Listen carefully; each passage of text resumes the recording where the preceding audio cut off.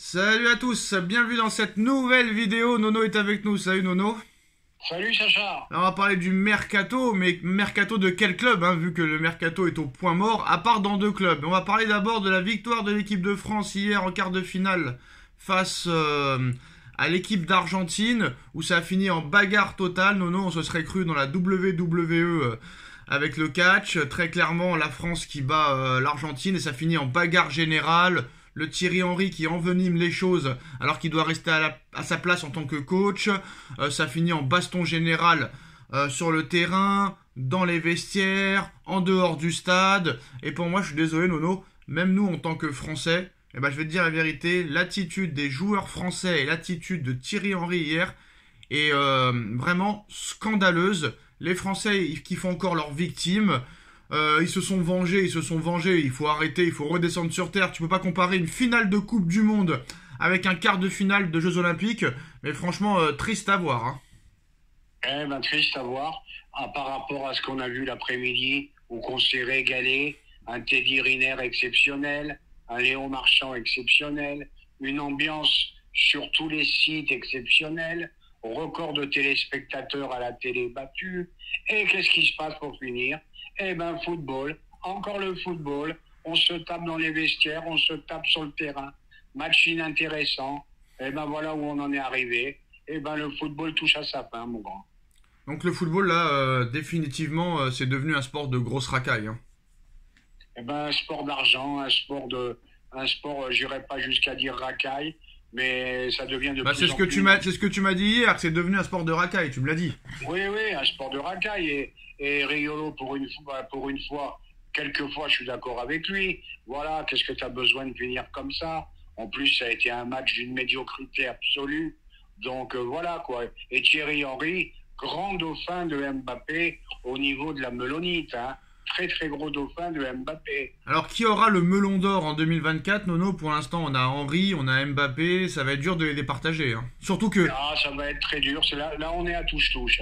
Henry qui se prend encore pour un joueur de foot, alors que le mec, en tant qu'entraîneur, en tant que coach, il doit rester humble, il doit rester à sa place, il doit calmer les choses plutôt que les envenimer. Mais ce mec-là vit pour les caméras. Il ferait mieux de prendre exemple... Henry et Mbappé devraient prendre exemple sur Léon Marchand et Teddy Riner, qui ont des gros palmarès, qui ont marqué la France en 2 jours et qui sont très humbles, contrairement à eux qui sont catastrophiques. Quand tu vois les différences, c'est abyssal. C'est abyssal. Un mec comme Thierry Henry devrait être sage maintenant. Il a gagné beaucoup de choses, il est milliardaire. Allez, pour un éducateur, mon gars, t'es pas terrible. À l'image du football, J'insiste, à l'image du football. Alors, Nono, le football depuis 2-3 ans est très critiqué. Des purges, à plus savoir les compter. Des matchs ennuyeux, plus d'émotion, plus de jeu, plus de dribbleurs, plus de créateurs, plus personne ne regarde. Les matchs, les championnats, les coupes d'Europe, les coupes du monde, les euros, les Copa América, etc. sont presque à 99% payants. C'est de plus en plus cher. Les matchs sont de plus en plus nuls, sont de plus en plus ennuyeux. Il y a de plus en plus de bagarres entre les joueurs, entre les staffs, entre les fédérations, entre le public.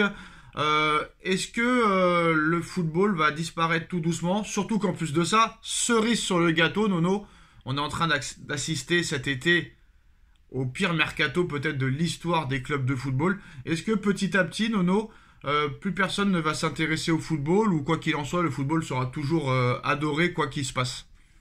Quoi qu'il arrive, le football sera toujours le sport numéro 1, mais il sera en grosse baisse.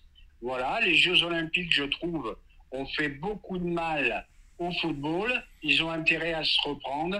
Là, on a vu des mecs exceptionnels qui bossent 6 heures par jour à l'entraînement, chose que ne font pas les footballeurs, et tu les vois très humbles.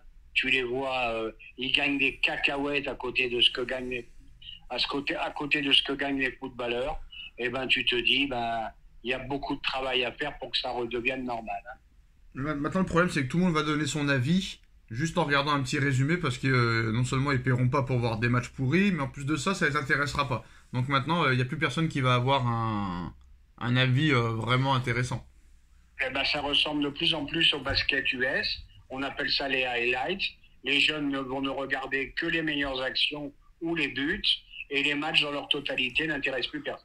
Bon, ça existe déjà. Maintenant, non, on va parler du mercato, hein, mais on va d'abord commencer avec le mercato marseillais. Hein. Ça continue à dégainer après déjà 5 arrivées. Alors, on va faire le bilan un petit peu parce que il y a quand même beaucoup d'argent qui ont été investis. Donc, j'avais envoyé une liste il y a quelques semaines à toi, Nono. Donc, Roberto Di Zerbi, quand même, hein, qui a fini 6ème avec Brighton, 6ème en Première Ligue.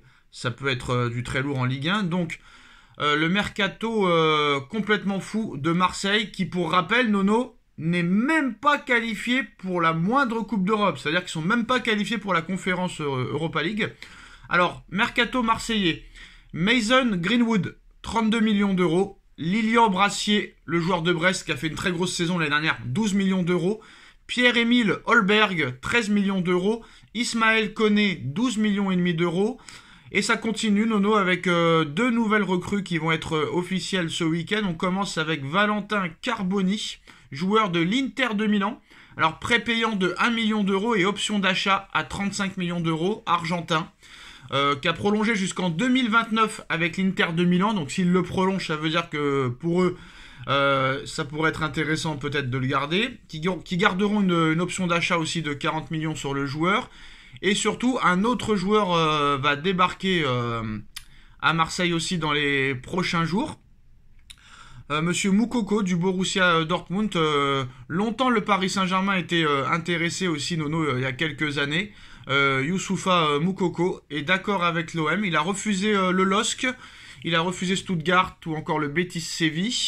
Donc on ne sait pas si ça va être un prêt ou un transfert, mais voilà. En plus de ça, c'est des jeunes joueurs, Nono.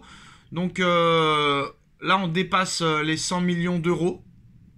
Pareil pour l'Olympique Lyonnais. Alors que Nono, Paris... Paris, c'est complètement bloqué, Nono. Alors là, tu vas tomber de haut. Alors, Lenny Euro, comme tu le sais, a choisi le PSG, mais heureusement... Manchester United, plutôt que le PSG, mais heureusement parce qu'il est blessé. Désiré Doué, le phénomène, va choisir le Bayern de Munich normalement. Kimmich ne veut pas venir. Osimhen, le phénomène que tout le monde voulait, va finir à la Roma. Alvarez, plus proche de l'Atlético Madrid que du Paris Saint-Germain. Inaki Williams, plus de nouvelles. Alors moi, Dono, quand t'as un gros effectif et que tu veux pas recruter comme le Real Madrid le fait depuis 5-6 ans, je veux bien. Mais là, t'as des manques à tous les postes. Et à l'arrivée, Nono, tu vas peut-être rire ce que je dis, parce que maintenant, ça fait plus de 2 semaines qu'on me dit que Neves c'est fait. T'inquiète pas, Neves c'est fait. Ça fait depuis le 20 juillet que c'est fait, Nono. Ça devait être présenté jeudi soir, toujours rien. 0 recrue, à part Safonov, qui ne jouera sûrement même pas. Quand tu vois Marseille faire des mercatos à 100 millions d'euros, Lyon 100 millions d'euros, Nono, il y a Manchester quand même qui s'est un peu renforcé, le Bayern aussi. Est-ce que là, franchement, on est parti pour faire 0 recrue? Et t'as dit quelque chose d'intéressant hier, Nono, qu'on a parlé toi et moi hier soir. Est-ce que c'est vraiment parce que eux n'arrivent pas à recruter de joueurs? Est-ce que la deuxième chose, c'est que parce que personne ne veut venir? Ou est-ce que la troisième explication de ce mercato 0, c'est que parce que Paris en a marre et a décidé de finir avec la pigeonnerie, quoi. On arrête d'être de pigeons et puis si on recrute pas, tant pis. Eh bien, on va commencer par Paris, après on parlera du reste. Bon, Paris, on va le répéter encore une fois. Voilà, ils en ont marre d'être les pigeons de l'Europe. Non seulement ils achètent hors de prix, ils donnent des salaires hors de prix, donc ils se retrouvent piégés. On peut pas acheter et on peut pas vendre. Parce que les gars, ils ont tout compris, ils sont pas plus cons que les autres. Et je répète la phrase que je dis souvent, ils vont tous faire une Kurzawa, c'est-à-dire on va au bout, on se blinde, et si on a encore une petite chance, on part gratuit avec une prime à la signature. Maintenant, pour en revenir à l'OM, il y a 2 solutions. McCourt ne voulait plus mettre un sou. Moi, je sais pas s'il n'y a pas anguille sous roche, ou je sais pas s'il n'est pas très proche, que l'Arabie Saoudite achète l'OM. Donc McCourt achèterait des joueurs pour l'Arabie Saoudite? Non, je ne sais pas s'il n'y a pas une sorte d'association ou que ça ne serait pas déjà vendu Et là, on croit que c'est McCourt et c'est l'Arabie qui met les sous. Parce que moi, j'ai jamais vu. Moi, non, j'ai jamais vu un club non européen dépenser 100 millions d'euros dans un mercato. Après, peut-être que ça marchera pas. Hein. Peut-être qu'ils vont finir 10e. Bon, ça m'étonnerait. Mais peut-être ça marchera pas. C'est pas non plus des joueurs super connus, mais quand même 100 millions, c'est quand même assez exceptionnel. En revenant à Paris, qu'est-ce que t'en penses de tous ces joueurs qui ne veulent pas venir aussi, Nono? C'est quoi la raison? Ah ben là, là c'est le plus gros problème. Là, c'est un très très gros problème. On va plus parler d'argent, on va parler de club. Il faut se rendre à l'évidence.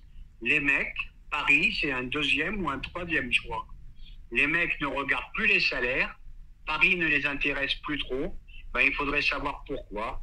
Peut-être qu'il y a un fonctionnement dans Parce qu'à l'époque, Nono, même les joueurs qui voulaient pas venir, tu dégainais, c'était bon. Hein. Neymar, il voulait pas venir. À l'arrivée, il est venu. Zlatan, il voulait rester à Milan. Thiago Silva, il voulait rester à Milan. Ils sont venus quand même. À l'arrivée, même les mecs qui voulaient pas venir, tu balançais l'oseille, ils venaient. Mais là, ça ne suffit même plus. Hein. Et Nono, apparemment, les dirigeants, en plus de ça, c'est exceptionnel, Nono. Je sais pas si t'en as entendu parler.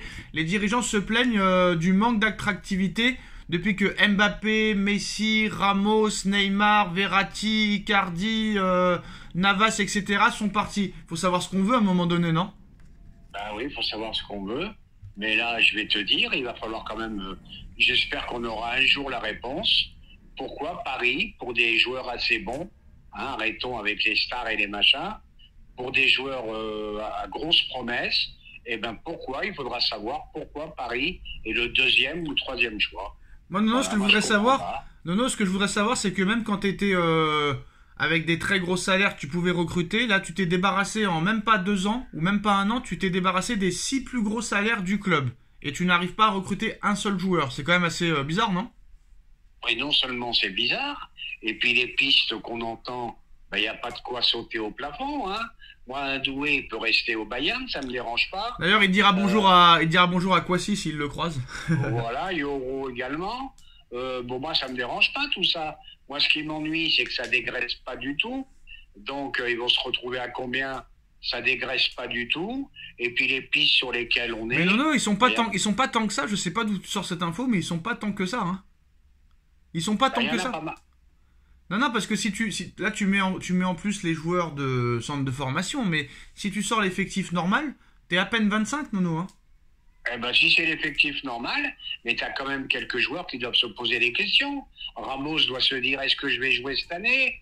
Ça lui a coûté sa place de titulaire. De toute façon, personne n'en veut, Nono, de ces joueurs-là, donc ils vont rester. Voilà, Sacha, tu reviens à ce que je dis. Puis après, il a 23 ans, c'est pas sa faute, c'est Enrique le met sur le banc. Le mec, il joue pas, faudrait qu'il joue. Oui, alors là, je me permets de dire un mot. Personne n'en veut, je suis d'accord avec toi. Mais Ramos, quand même, international portugais. Colomboigny, international portugais qui ne joue pas, contrairement à Colomboigny qui joue un petit peu, qui a même marqué à l'Euro. Ramos, il ne joue jamais. Ouais, mais on a vu le niveau. Non, mais Ramos, il joue jamais. Ramos, il joue jamais, que ce soit avec le Portugal ou le PSG, il ne joue pas. Il joue jamais. Moi, je vais te surprendre.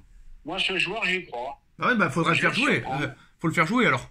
Mais il faut le faire jouer. En tout cas, Nono, mercato très inquiétant. Hein, 0 recrue pour l'instant parce que ça faux neuf, moi je le compte pas. À part Mbappé, 0 départ aussi. Donc on verra. On est que le 3 août. Ça pourrait peut-être s'accélérer, mais je vois pas comment ça peut s'accélérer. Dites-nous en commentaire ce que vous en pensez. On like, on partage, on commente, on s'abonne. On se retrouve très vite pour une nouvelle vidéo. Tchuss.